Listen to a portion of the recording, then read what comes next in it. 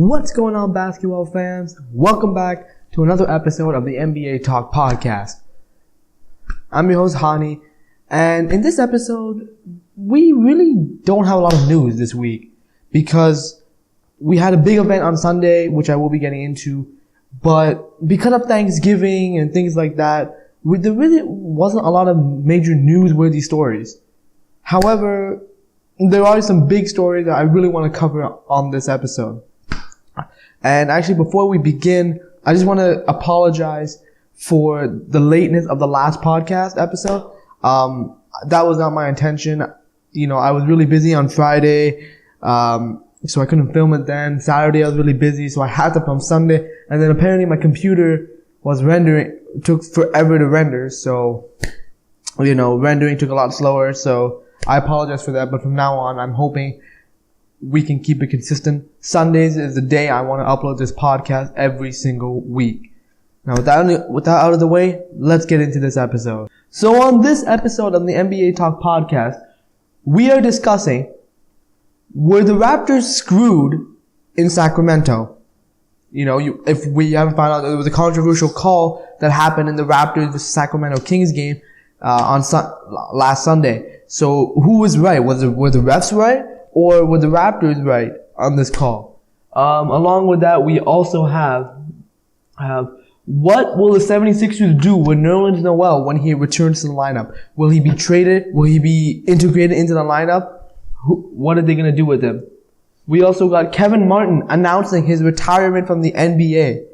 My thoughts and opinions on that. We also have some smaller news such as Omri Caspi was given permission from the Sacramento Kings to seek training partners. So basically his agent is now able to talk to other teams in regards to a trade. We also have Rockets pull their latest offer to Donatas Montiunas. And that's it for this episode. So, without any further ado, let's jump right into this.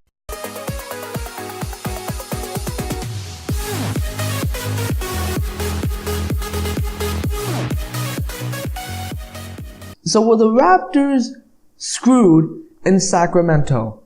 Now this was a very controversial topic that, literally shocked the basketball world. I was thinking of making a separate video on this, but I decided, let's hold it off. Let me discuss my feelings on this podcast. Let me, sort of explain how my thinking was on this podcast. So basically, if you haven't heard already, there was a controversial call in Sacramento. Basically what happened was, the Kings had a 102-99 lead on the Toronto Raptors with 2.4 seconds left on the clock. Terrence Ross, before that, Raptors were inbounding. It was an inbound play. DeMar Carroll inbounds the ball. The ball touches DeMarcus Cousins' hand, but the shot clock doesn't start. Now, ironically and greatly, Terrence Ross picked up that ball that was deflected by DeMarcus Cousins. He launched a shot and he got it in. Now, according to the actual shot clock that was running, his shot was shot on time. But after reviewing it, because the Kings disputed this, that look, the clock didn't start when it touched DeMarcus Cousins' hand. The replay center actually re-looked at the shot.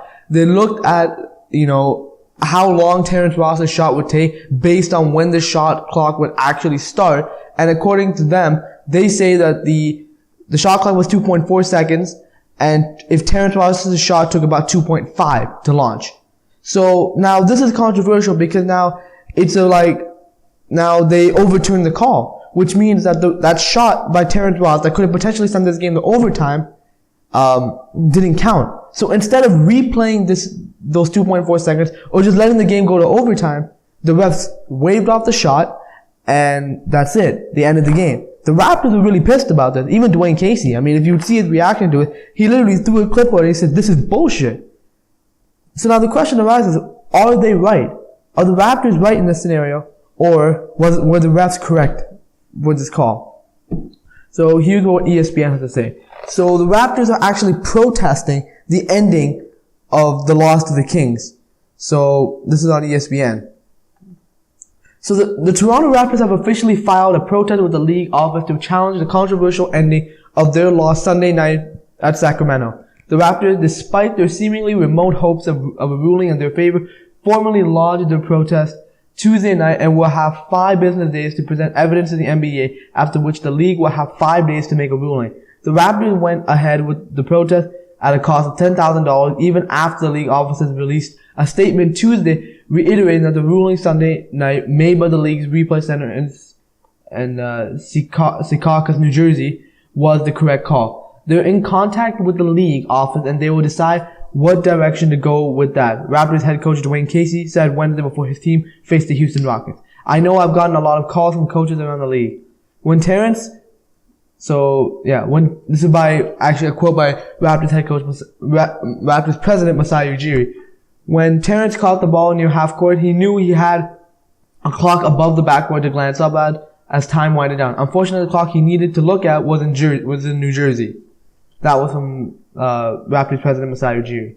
Following a timeout with 2.4 seconds left to go in regulation, and the Raptors trailing by 3 points, at the Kings' new Golden One Center, Toronto's Terrence Ross took control of a pass deflected by Sacramento's DeMarcus Cousins, took 2 dribbles and sank a 33-footer that appeared to force overtime until a replay review determined that the elapsed play took about 2.5 seconds, ruling out Ross's shot, which is exactly what I just said. So when Terrence caught the ball near half court, this is what Masai Ujiri was saying. In his statement Tuesday, NBA president of the league operations, Byron Spruill, said, after reviews at the league office, we have concluded that the end of the game was officiated correctly by the NBA rules. We reviewed all aspects of the final 27.4 seconds, and below is the summary of our evaluation. Toronto inbounded the ball with 2.4 seconds remaining in the game, and the clock did not start when the pass was deflected by Sacramento's DeMarcus Cousins. Per the NBA's precision timing system, the clock can be started by either the referee or the clock operator. The referees noticed the clock malfunction immediately, which triggered a replay review under the rule 13.1a.5, which states that a review must occur if a play concludes 1. With no time remaining on the clock at 0 at the end of any period, or 2. At a point when the game officials believe that the actual time may have expired in any period and the officials are reasonably certain that the game clock malfunctioned during the play. Per Rule 13.2e.1, the replay center was then tasked with determining the proper time, if any, on the game clock following the clock malfunction by determining how much time on the game clock actually expired to determine how much time actually expired. Replay center referee Zach Zarba used a digital timer on the replay center screen. The determination was that 2.5 seconds expired, thus negating the basket. We also reviewed the question surrounding the time left on the clock for Sacramento's final possession. The possession started with 26.4 seconds remaining on the clock, since that is when Cousins secured a possession of the rebound after a missed free throw. The subsequent shot clock violation on the Kings' possession therefore left 2.4 seconds remaining in the game.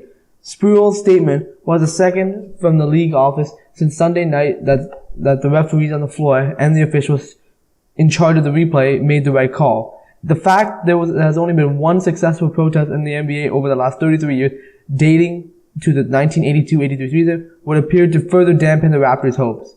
In the event that the Raptors do manage to change the league's mind, it's unclear when the final 2.5 seconds of the game can be replaced, since Toronto and Sacramento already played each other twice this month, thus completing the team season series.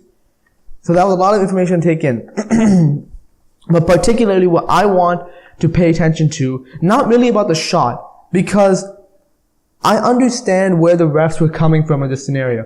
I understand that, okay, look, if you start the clock when DeMarcus Cousins touched the ball and you calculate Terrence Ross's shot, that shot shouldn't have gone in. I get it. I get that point. In my opinion, that's the correct call by the refs. But I believe this was it's human error, but this type of thing shouldn't have happened to begin with.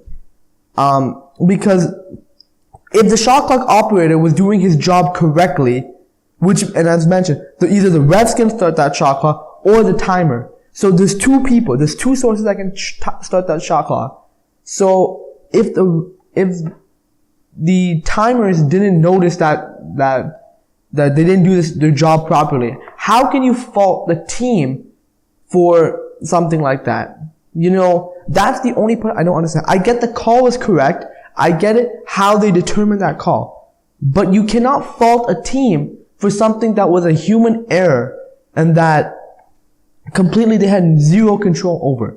And what I'm saying is that had that shot clock been correct, Terrence Ross wouldn't have taken 2 dribbles. He maybe would have taken 1 and then pulled it. That could have completely changed the complexion of the game. It could have literally forced Terrence Ross to shoot a little bit quicker, to be quick in his decision making, and to, take that shot. The fact that the Raptors are being penalized here with the loss is really frustrating for a lot of people, in my opinion. I feel that was the wrong call. To end the game, to wave off the shot completely, I thought was wrong. Because the call was correct. That shot shouldn't have counted. But if it's such a controversial call like that, where it's a human error that a team has literally zero control over, you have zero control over this as a team. And it's natural, human reaction. If the shot clock is already started, Terrence Ross, as human nature, would take the shot quicker. I mean, like you and me. If you have 2 seconds left on the shot clock, that shot clock is already started, you're going to launch that shot as quick as you can. But if the shot clock is incorrect, and you assume it's correct, you're going to shoot it presumably like it's correct. So what I'm trying to say is that on pure instinct, based on what Terrence Ross saw, he took a shot that he thought was correct. But in actuality, it was not. That's exactly what Masai Ujiri was saying about this, where, if I can just find it, he had a clock above the backboard to glance off at as time winded out. Unfortunately, the clock he needed to look at was in New Jersey, because the clock was incorrect. So I feel that call was wrong. I feel that, ending the game like that was absolutely ridiculous by the refs, because you penalized the team for something that they had zero control over. Had you or the timekeeper did your job correctly and started that shot clock as when it was supposed to be started, we could have avoided this entire situation. Now, as far as what I would say that would have been the correct call, I would have just simply, there's 2 ways you could have run this. Number 1, you can acknowledge that the shot doesn't count. And you can say that, okay, because this was human error, we're going to replay that 2.4 seconds because it's not the Raptors' fault.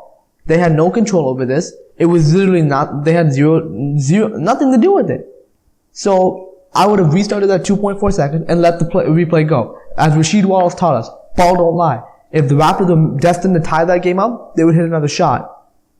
But that would create less of a controversy because the Raptors will be getting a fair call, because then, they're not being screwed over in this point of this thing. Another option that the refs could have taken was just let the game go to overtime. It was a competitive game. It was a very clutch shot. It was a mistake on your part. Why not just let these teams go out 5 more minutes and decide to determine an actual winner? Why did you have to end the game like that and create such a controversy?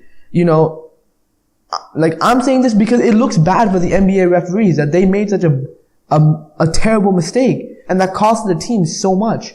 It's a loss. It's a loss on the road at the end of a season series. The refs, in my opinion, I think they could have saved themselves a lot of embarrassment.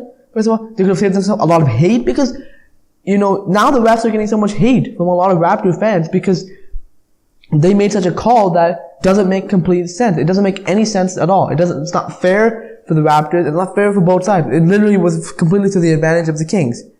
Now, so overall, in my opinion, the call was correct by the refs. The refs made the right decision by waving up the shot. But it's what they did after that. The ruling after that was messed up, in my opinion, because it's something that you can't control. The Raptors couldn't control it. It's not their fault. They shouldn't be penalized for this. The smart thing to do was just replay the second. Replay the second. It wouldn't have costed you anything just to replay the second and give the Raptors a fair chance. Ball don't lie. It's a very cliche statement, by Rasheed Wallace, but it's a very true statement. Ball doesn't lie. Though many people don't believe it, there are basketball gods, and I'm saying that in quotes. I don't actually mean that there's an actual god controlling a basketball. But what I'm saying is that there are, certain powers that say if something is destined to happen, it's gonna happen. So, I don't know. From my point of view, I feel that the decision was right. That it was a mistake on the ref's part. The shot was late. But the way they handled that situation was, in my opinion, was wrong. And I feel that they really screwed over the Raptors here. I mean, I'd be pissed if I was Dwayne Casey. I would legit throw my clipboard and I would say this is bullshit as well. I would legit say that because it doesn't make any sense to me, But yeah, as far as them putting in a protest, I mean, I really don't mind it. To be honest with you, I don't mind them filing a protest because in this situation they have what do I gotta say? They have the evidence to back their point up that they had nothing to do with this. This was a bad call by the refs, a bad conclusion to this game. They have the evidence to prove that because obviously it was a malfunction on the refs and the timekeeper's behalf. Because you gotta remember, there's two people who can start that clock, not just one. If it was just one person, then then you can blame it on human error. Okay, it's human error. One person makes a mistake. But if you have two people starting this who can have the ability to start the same clock, it doesn't make any sense to me. But as far as them filing a protest, if they can back it up, I say go for it because you need to address it as a league. These kind of mistakes can't happen. You can't have these endings, like controversial endings like this that literally have no logical reasoning behind this. This call had no reasoning behind it. They wave off the game completely because that you made the mistake and yet you're costing another team. As an NBA official who is supposed to be the definition of fairness on the court, you're not doing your job correctly. And that was where I feel the refs went wrong here. I'm not saying the refs were completely wrong. I'm not saying that they made the worst decision ever. They're the worst refs in NBA history. No. I'm saying that the call was correct. The shot would have been late. But because you started that clock late, the shot had to go late. That's what I'm saying. So what harm would it done? 2.4 seconds. What harm would it done? It did to you. And also, 2.4 seconds really shouldn't have happened, to be honest with you. Because there was actually a little bit of an instance before that. The Raptors were shooting free throws. There was a rebound. DeMarcus Cousins and Jonas Valanciunas were fighting for that rebound. The shot clock did not start for a good 1 to 2 seconds. And that really delayed the game right there. It was gone really unnoticed. And I was watching Basketball Breakdown's video on this and how, he actually was talking to an old, like a former NBA official about this, saying that, look, and he was basically saying that if the shot clock started correctly on that possession, then this possession wouldn't have even happened. The Raptors may have not even gotten this possession. Because if you notice, DeMarcus Cousins ended up with a rebound. And if the shot clock started correctly, the Raptors may not have even gotten that shot. So there's not one but two instances where the refs really messed up in this scenario. They really messed up, and this call at the end really was controversial in my opinion. And I feel that it shouldn't have happened. I feel that, that the refs could have replayed the 2.4 seconds. That's just my opinion on this. And let me know in the comment section. What do you guys think? Were the refs right in this scenario or the Raptors right? Because in my opinion, I feel that the refs were right, but the way they handled the situation was wrong. That's how I feel about it. Yeah. It's a very complicated scenario right now, but overall, man, it just sucks for the Raptors to have to take an L for that and have to really pay for the refs' mistakes like that. But you know what? It is what it is. The Raptors have to live with it now. But I like it. I like the fact that it happened because it brought awareness to the league that look, the refs gotta be on point with the shot clock. They can't make mistakes like this because you can cost the team as the Raptors were costed in this one. But overall, that's my opinion on this, and I personally did not like that. I didn't like how the NBA and the league handled it, but that's just me. Who am I? So we're gonna move on now. We're gonna move on to Philadelphia. Probably one of my most interesting teams that I love to find out about. So this is actually a rumor right now on ESPN. What do the Sixers do with Nerlens Noel when he returns to the lineup? So Nerlens Noel had left knee surgery on October 24th and returned to Philadelphia last Friday after spending several weeks rehabbing in Birmingham, Alabama. Noel has spent 3 days with the Philadelphia 76ers training staff, and he's looking forward to rejoining the active roster in a few weeks.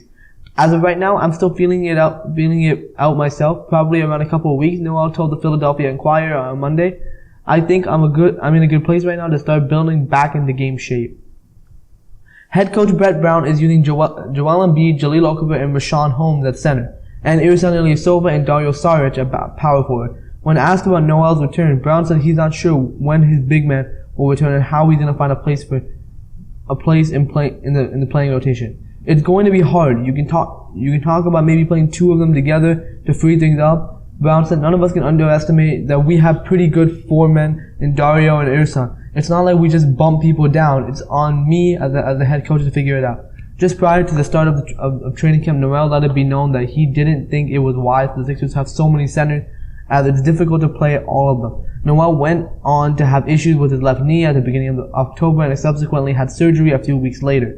The Sixers, if all their big men are healthy, could deal one of them between December 15th, when more than 125 free agents from the class of 2016 become trade eligible. On the 2016-17 trade deadline on February 23rd, due to Noel's comments, he might be the big man the Sixers seek to deal. However, he needs to stay healthy to have any value. Where all this goes, we'll figure it out, Brown told the Intelligencer.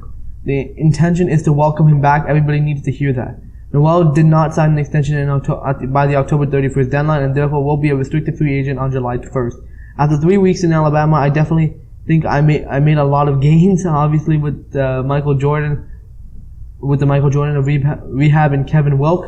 Noel said, "I think he was able to put me in a great position coming back, just like he did with my ACL. I'm feeling strong. I think the surgery definitely did help me." So again, Philadelphia has been probably one of my most interesting teams I'd like to talk about, because I just love that I can finally talk positively about this team. No more saying that, oh man, the Sixers are tanking, when are the Sixers ever going to be good? It's like, man, this team actually has a bright future. If you look at this team's future, this team's future is going to be so bright. And we all are forgetting the fact that Ben Simmons still hasn't played in the NBA yet. Ben Simmons is still on that roster. I mean, we are forgetting because Joel Embiid has literally emerged as the NBA's next bright young star. If this guy can stay healthy, I think, the sky is bright for this guy. Like, it's legit. There's nothing more I can say. This guy has a really bright future. And honestly, if you watch my Rookie of the Year prediction, I predicted Joel Embiid to be the Rookie of the Year. Why? Because I knew that he was going to make an impact as soon as he got onto the NBA floor, and he did, and he's been doing a great job. I love watching this guy play. Now, speaking of Philadelphia's logjam at center, I mean, honestly, right now, Philadelphia has a lot of talented big men with Joel, Jahlil, Nerlens, not to mention Ersan Ilyasova, who's been playing really good for the Sixers, Dario Saric as well. And then also when Ben Simmons comes back, he can also slide the power forward. So, it's like, what do the Sixers do here? They have to get rid of somebody. They can't keep everybody. And I personally think they need a lot better guard depth. They need better guard depth, actually. Because they don't have anybody at guard. Their starting point guard is either Jared Bayless or TJ McConnell. Those aren't the guys you want running your offense. And at shooting guard, you have Nick Stauskas and Gerald Henderson. Again, not the guys you want. So personally, in my opinion, I feel that you need to trade. A trade is necessary for the Sixers. You need to get rid of somebody. You need to get, what you need. You don't need more big men. You need guards. Because now it's like your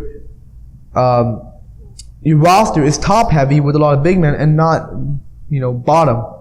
And you want better guard depth because it's a guard league. It's a guards league now. Guards mostly dominate the NBA. So now, as far as Nerlens Noel go, I think, personally, if I was a Sixers GM, I would trade him.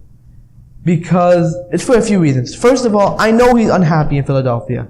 This guy has been put in probably the worst situation ever when he got drafted in 2012. He got put into a situation, and every year of his career so far, he had to tank. He had to resist losing multiple games. Last year he lost almost 70 games with this team. That's really hard for a player. You it's really hard to lose every single game. It really demoralizes you. It's like you have literally no confidence when you step onto that court. So I really feel for him. I really do.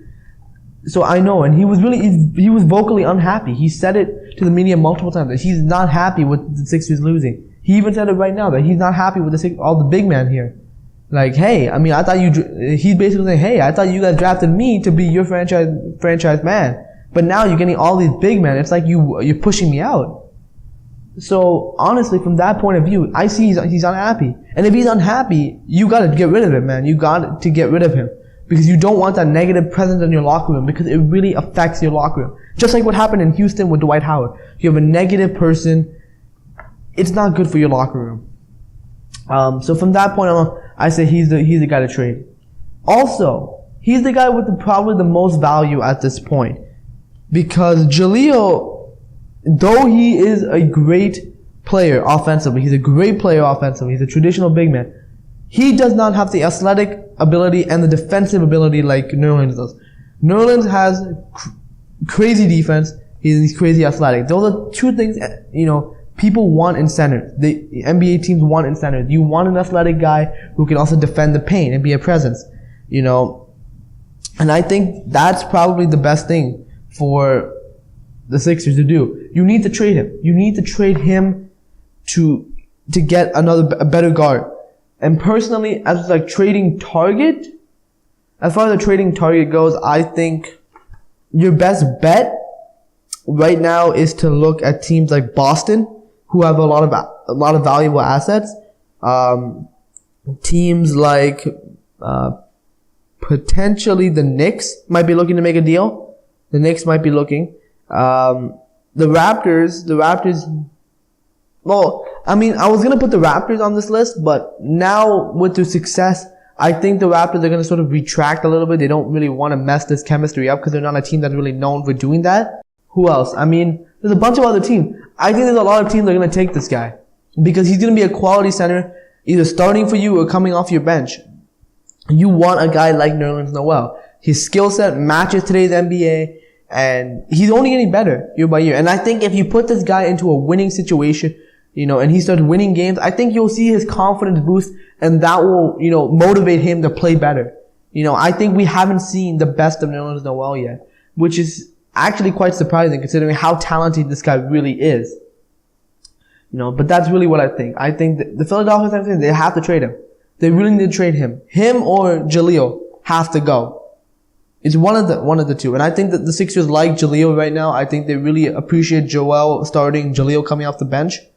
But in my opinion, I think if you want your best bet is to go for Nerlens because he has the most value at this point in time. But that's what I think should happen in Philadelphia. So Kevin Martin announces his retirement. This is according to the Score. The 12-year NBA sharpshooter Kevin Martin didn't land a contract anywhere over the summer, so on Friday he announced his retirement from playing.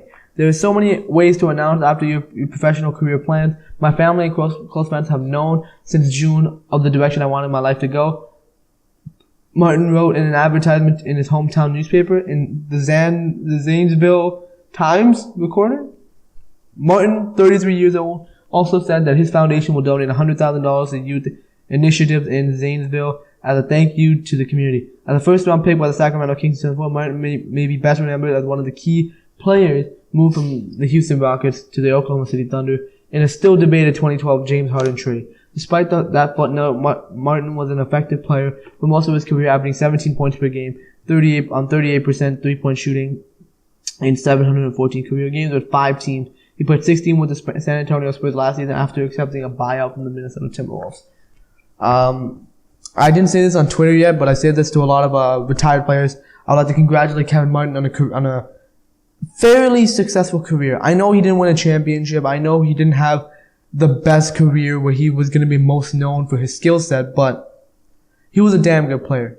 This guy was a scorer. When you needed a bucket, you can go to this guy. He was a lockdown three-point shooter.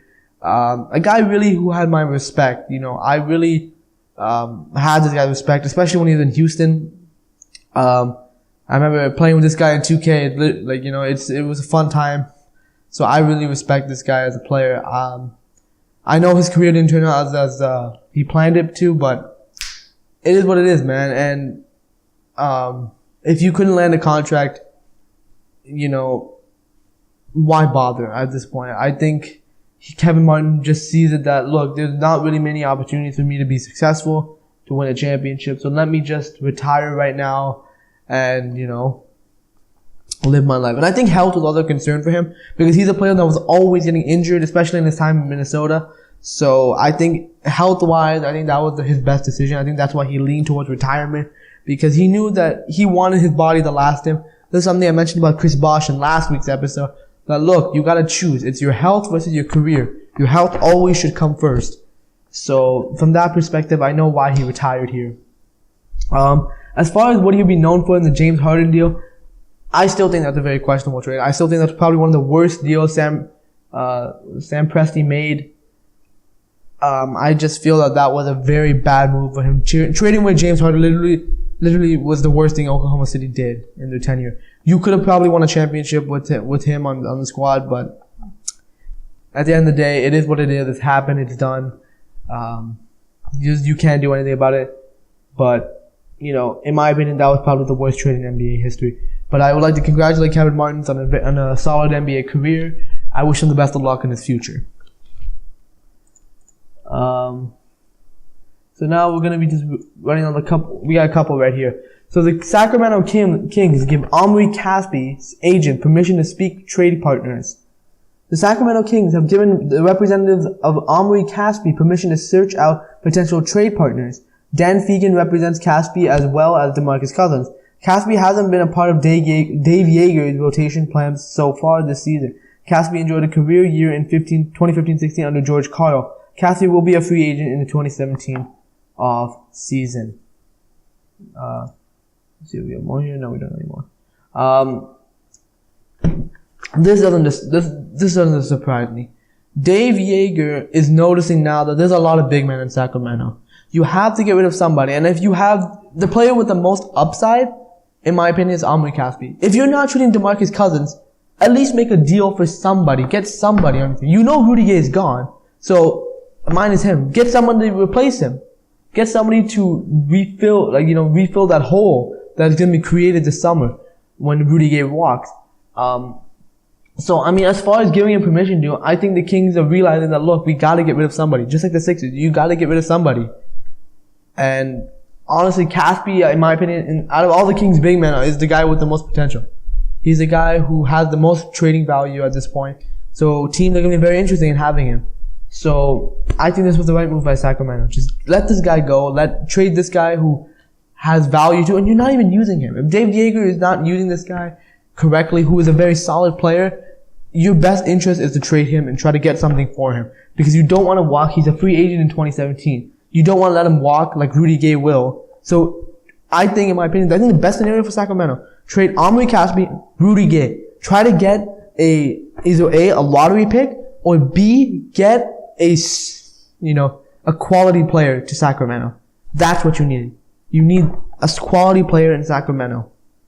And if they can do that, this would be absolutely fantastic for the Kings. But, as far as giving him permission, this is the right move by Sacramento. They need to prepare. They don't want something like what happened with Kevin Durant to happen to them. They don't want their top guys to walk and they get no value out of them. So, yeah. Finally, the last story of today, Rockets pulled the latest offer to Donatas Motiejunas. The Houston Rockets have pulled their most recent contract offer to Donatas Motiejunas. Motiejunas, meanwhile, was surprised and upset that no deal has been struck nearly 5 months after free agency began. Motiejunas remains a restricted free agent. If Motiejunas likes to play in the foreign league this season, he would remain a restricted free agent. The Rockets were offering a 2-year deal starting in the $7 million range, but with only the first season fully guaranteed. Motiejunas' camp is convinced the Rockets have undervalued him and have been trying to generate interest from rival teams that possesses cap space. As far as this is concerned, the Rockets are realizing that, look, we don't need you anymore. Motiejunas was their stretch four, their stretch big man, the guy who can shoot threes for James Harden. But they now got someone even better than him to replace him in Ryan Anderson. And I think Ryan Anderson has been doing a fantastic job in Houston. He's been a great running mate for James Harden because this team loves to shoot threes. So, I mean, I think they're realizing that, look, why do we have to pay this guy $7 million when we got Ryan Anderson who's doing the exact same job? And then, not to mention that you already have quality big men off your bench. You have Clint Capella, you have Nene, you have Montrezl Harrell. These are quality guys coming off your bench. You don't need anybody else. So yeah, I mean, as far as I'm putting the offer, I mean, that was smart by Houston. They're looking at their team. The team is relatively successful right now. Why ruin that? Why, sort of mess that up? And as far as $7 million, what has Montezumas done to deserve a $15, $60 million contract? I know Mozgov got a contract, but that's only because the Lakers offered that to him. But Houston is saying that, look, you didn't do anything for us. You're not a quality defender. You're barely a presence in the paint. Why do we have to pay you so much money? The fact that we're offering you a contract that other teams aren't doing should be better for you. We're trying to look out for you. We're trying to keep bringing you back. We're saying, look, you've been loyal to us. We're going to give you a solid. But we're not going to overpay you when we don't need to overpay you. You're not worth that price, in our opinion. I mean, if Montezumas was smart and if he really wants to play in the NBA, you got to accept it. You should have accepted this deal. You really should have accepted the deal because, I mean, like, what do you want me to say? I mean, this was your opportunity to play in the NBA. Houston was giving you a contract that's of your value. I wouldn't pay $15 million for Montezumas. Hell no. Because he's not worth that money. I know that I can pay $15 million to somebody else and save my money and get a better player for that. $15 million is no joke. So, I mean, I don't know. I think he was a fool for not accepting that deal. But, I don't know. I really don't know. I would have took that. If I was in Montezumas' position, if I really wanted to play in the NBA next season, I would accept that deal from Houston. Because I know I'm going to be on the solid team. And you're with Mike D'Antoni. You like shooting threes. You're with a coach who loves shooting, like 3-point shooting. It's a win-win. It fits perfectly. Like, I don't know why you wouldn't have accepted that deal. But in the end, I mean, Houston made the smart decision. They're looking at their team. They're looking at their success. They're like, you know what? We don't really need you. And you don't want to accept the offer? Screw you. Get out of here. Go to Europe. So, Montezumas, he messed up here. He really screwed up here. If he didn't, I think he's a complete idiot, honestly. Come on, bro. But yeah, yeah. But there you have it. That was the NBA Talk Podcast, episode number 3. If you enjoyed this episode, leave this episode a like. We enjoyed it. Subscribe to this channel for more episodes. Again, we're going to try to upload every Sunday. That is the goal from here on out. So I'm going to try to do that every week. Yeah. Follow me on social media. There's my Twitter and Facebook up here above. So if you would like to follow me for the latest updates and news, follow me there. I'm primarily active on Twitter, so follow me mostly on Twitter, but you can also follow on the Facebook page as well. Anyways, guys, I hope you guys enjoyed this video. And as always, I'm Hani from NBA Talk, and I'll see you all in the next episode of the NBA Talk Podcast. Thank you so much for watching.